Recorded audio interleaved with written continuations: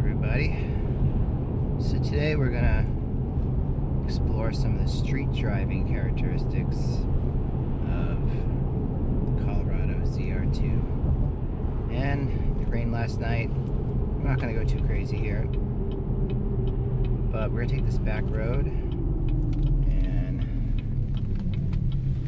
I'll just show you kind of a thesis I've been working on, that this truck is really like the Subaru BRZ or Toyota 86 of trucks. So if you think of Ford Raptor, Ford F-150, probably more the Raptor we're talking about because we're thinking of sportier trucks, off-road trucks. Think of the Raptor as like the Mustang of trucks, and if you think of Ram Rebel or any of the Ram variants, it's probably more of the Cadillac of trucks because it's so comfy and luxurious by comparison to others.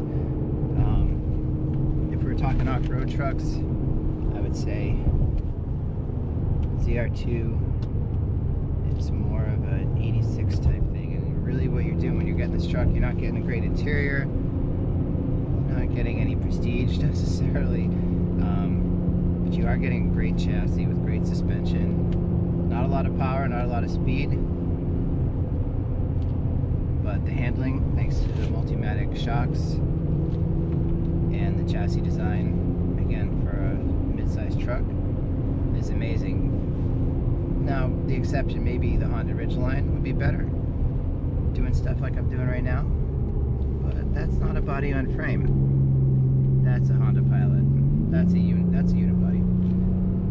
So here, I mean, we're not going nuts. A little bit of pace on the scenic windy road here, but it handles beautifully. You could feel the end rotate,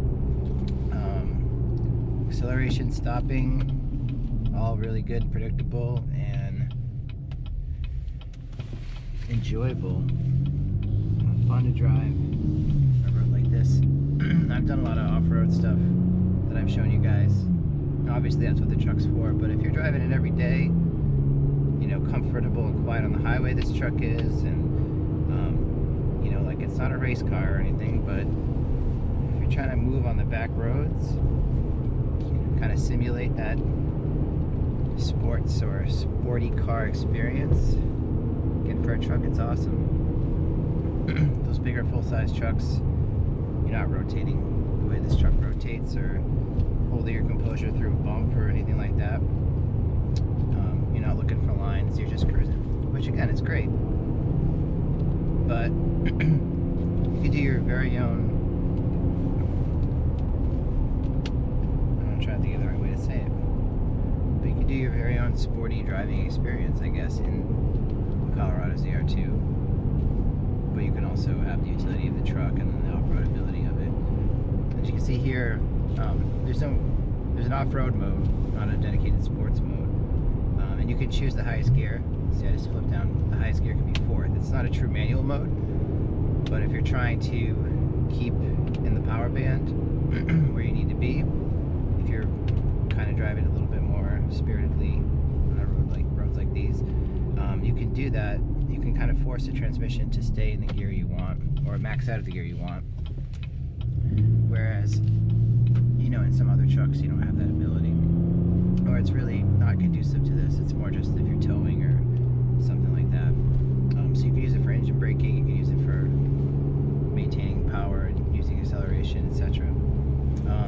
Also, one thing I do to keep this truck on the sportier side when I'm on road is I'll shut off traction control. Something I'm not going to do today, because again, it's a lovely, cool, crisp fall morning, but it also is kind of damp.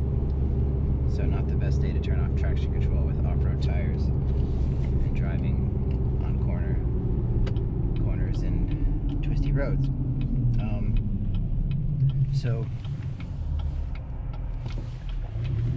essentially, what you have here is a really versatile truck. For all the trouble it's given me, and I'll continue to talk about that too, try to get it resolved one way or the other. You know, for the off-road vehicles I've had, the FJ Cruiser, the Jeep Wrangler JL, this is by far the best handling vehicle, most capable on-road, most most comfortable, quietest off-road. You can have a debate all day about whether those SUVs are better than the truck in terms of how they handle off-road, how they can rock crawl, how they can have a good breakover angle so you can get over obstacles easier.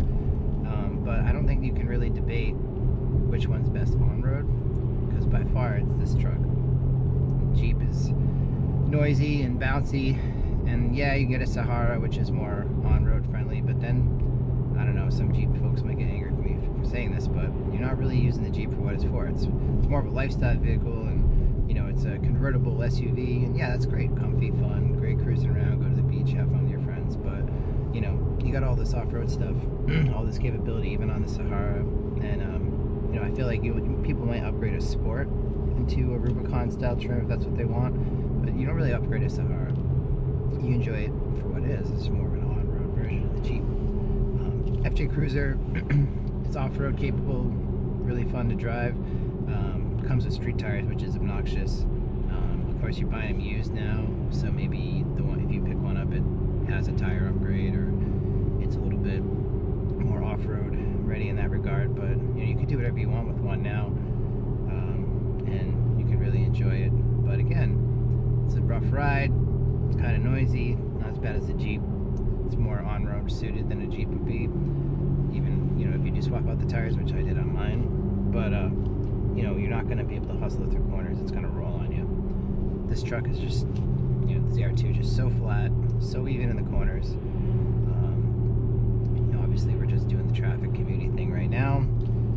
But yeah, I just can't believe how impressive this. That's one of the reasons what brought me to it. I can't believe how impressive this truck is on road, in addition to its pretty, you know, impressive capability off-road. So yeah, I'm just gonna make a few more comments throughout some of my drives today, bring it all together, give you some conclusions, and you can watch some of the other videos for more off-road stuff, but today's more of an on-road point of view driving experience, and you get to hear me mumble and ramble. So you know, if you like that, by all means, continue to join me throughout this day as I go to and from work and talk about the truck. Thanks.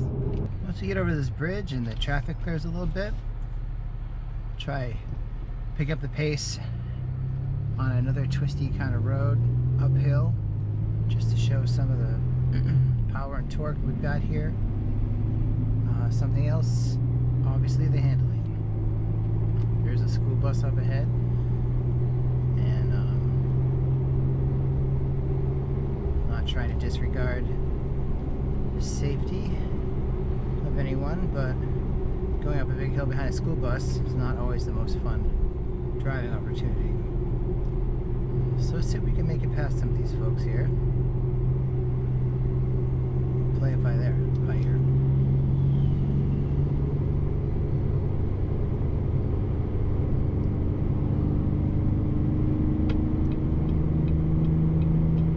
Again, we're using traction control off, off-road mode, two-wheel drive, keeping the max gears low. I'm afraid this demonstration is not going to be terribly interesting, because we have some people pacing. I feel kind of like I'm playing Mario Kart. I want to break out. I wish I had a blue shell. Pretty sweet. Let's see how this goes.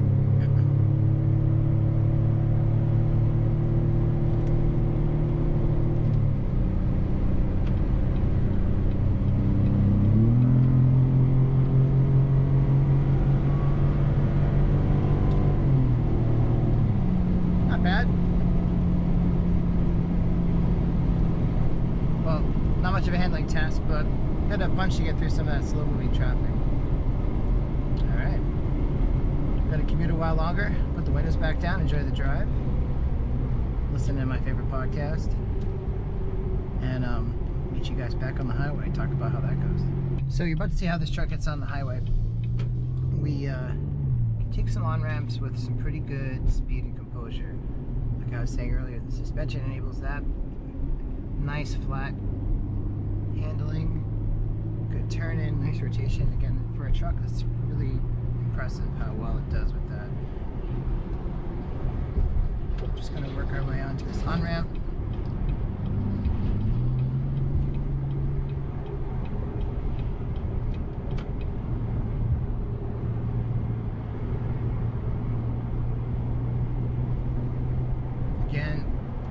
keeping the max gear kind of low. Traction control off, off-road mode on, just to improve the throttle mapping and the shift patterns, because the shift patterns are maximized for efficiency even in this mode. This is the off-road, desert running, rally driving kind of mode, and even then you have to fight the truck to stay in the power band because it just wants to upshift and slow you down, which is great and all for saving gas. And when I switch to cruise mode here and put on cruise control, it's great. Though sometimes hills on the highway slow you down, and the transmission wants a gear hunt to try to get up the hill. So sometimes I might set the max gear for 6th rather than 8th, just to help prevent that from happening. Gas mileage is a pretty decent 17, 18 miles a gallon for the most part. You see my max is, my average rather, is about almost 18, 17 and a half.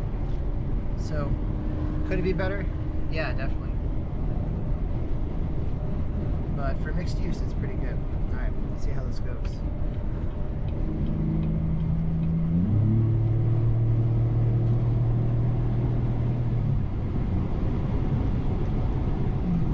So I have the little back window open right now. So it's a little noisy, but if I were to close it, and unfortunately I can't do that electronically, if I were to close it, it would be really quiet. It's very, very quiet for a truck, especially, you know, a base level work truck that's been refined and updated with parts. It's not like we got a Ram, which is basically engineered to be quiet and supple. You know, it's a pretty simple mid-sized truck that's been upscaled with performance parts, but not really any luxury accoutrements. So what you see is what you get, and like I said, with that back window, it's very quiet, very comfortable to cruise in. Speaking of cruising, let's bring it up to 8th gear max, turn off some of the performance aids that I've identified, switch to cruise control, set it for cruising speed, and there you go. There's your commute. On the way home, you can drive with one thumb, you know, speed up, slow down. This particular route I take home does have some traffic at this time of day, so sometimes to get in or out of it, I might shift back out of this mode.